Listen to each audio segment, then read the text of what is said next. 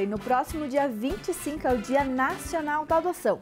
Segundo dados do Sistema Nacional da Adoção e Acolhimento, neste ano, são cerca de 4.714 crianças esperando por um lar.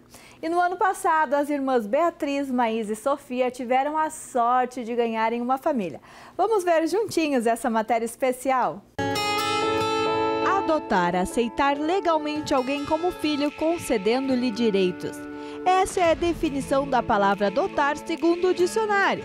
Porém, na vida real, adotar pode ser simplificado como um ato de amor incondicional. É esse amor que tocou o coração do casal Fernando e Vanessa, que há 7 meses ganharam 3 filhas. A vontade de ser mãe, ela já, desde o início do nosso relacionamento, a gente já imaginávamos ser pais, né? E a adoção é uma coisa que a gente sempre tratou muito normal. A gente imaginava ter filhos biológicos e adotivos. No decorrer do tempo passado, não aconteceu o filho biológico e a gente amadureceu a ideia da adoção. A gente começou o nosso processo ali, o amadurecimento, e logo depois que a gente findou o processo no fórum da comarca certinho, a gente buscou um grupo de apoio aqui em Chapecó. A gente não esperou uma fila, uma ligação, né, pelo processo. A gente foi realmente pelo aplicativo, que é um site nacional, né? E foi ali que a gente viu um videozinho das meninas, né? E no videozinho é a Maísa que fala, né? Eu digo que foi a Maísa que nos chamou. O casal sempre pensou em adotar mais que uma criança, por isso o perfil que queriam eram até 3 irmãos, mas com a idade máxima de 6 anos. Porém, quando viram as meninas, foi amor à primeira vista. A gente foi chamada por uma chamada de vídeo. Como a comarca delas não era de Chapecó, né? A gente foi organizado todo um sistema por chamada de vídeo, né? Para nós foi uma emoção, assim, que eu tenho certeza que a minha emoção e a do Fernando foi muito maior, né? Do que das meninas, assim. Até hoje eu acredito que a gente é muito mais intensa, né? E do nada, o Fernando, que era acostumado com a vida 2 dele e de Vanessa, se viu com uma família. Mas para ele, desde a chegada das manas, a vida ficou mais colorida. Para nós só melhorou, só veio a calhar e não tem nem como descrever. É uma sensação única de estar com elas e não tem como ficar sem mais, né? Eu não sei descrever como é ser um pai biológico, até porque eu não tive essa oportunidade de ter.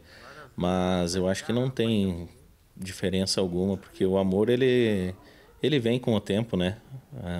Então não tem muita... Eu acredito que não tenha diferença. Eu não sei não amar elas hoje. E as meninas, Beatriz, Maís e Sofia, também não sabem mais não amar os pais.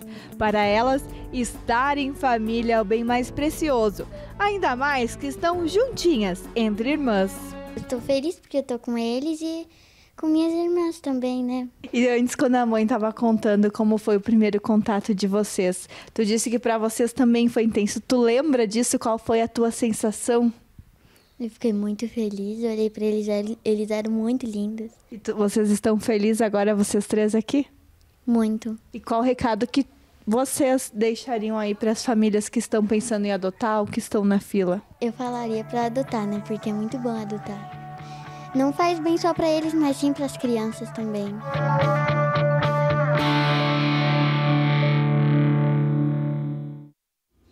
Muito lindo, né, gente? Uma história linda e eu desejo mais e mais felicidades para essa família. Inclusive, no dia dessa matéria, eu ganhei abraços muito especiais lá das crianças. E por aqui a gente segue nesse assunto de adoção. Mostramos que a família que era de 2 pessoas passou a ser de 5 e tudo isso entre um processo de mudança e adaptação.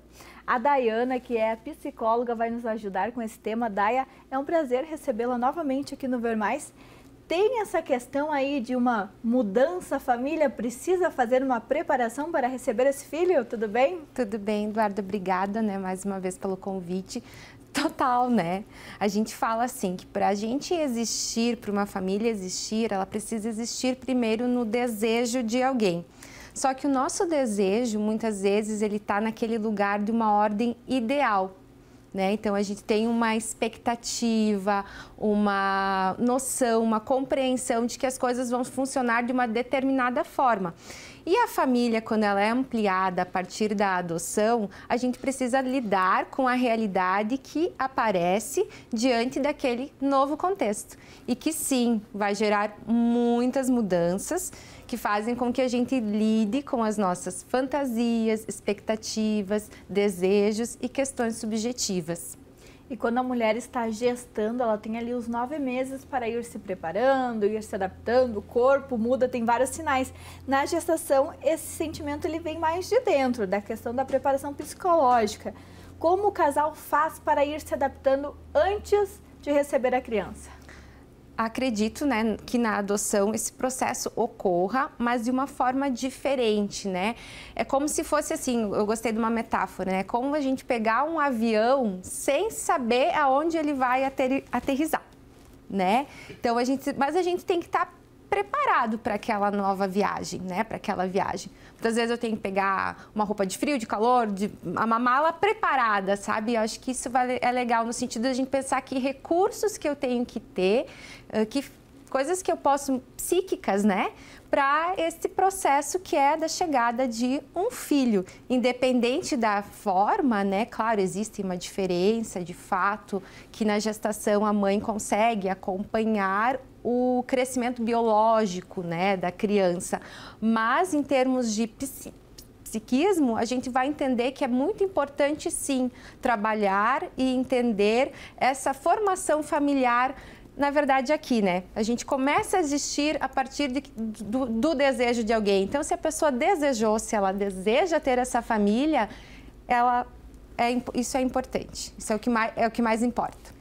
E como os pais adotivos fazem para esquecer, não sei nem se esquecer é a palavra certa, mas para trabalhar com o passado da criança e do adolescente?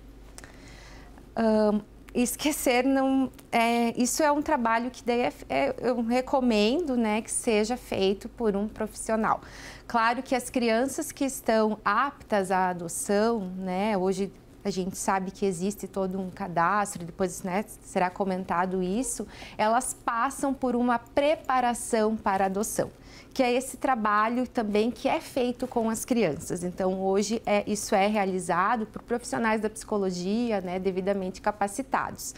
E eu recomendo que isso seja feito desta forma, né, para que a família possa, sim, ter uma caminhada bacana.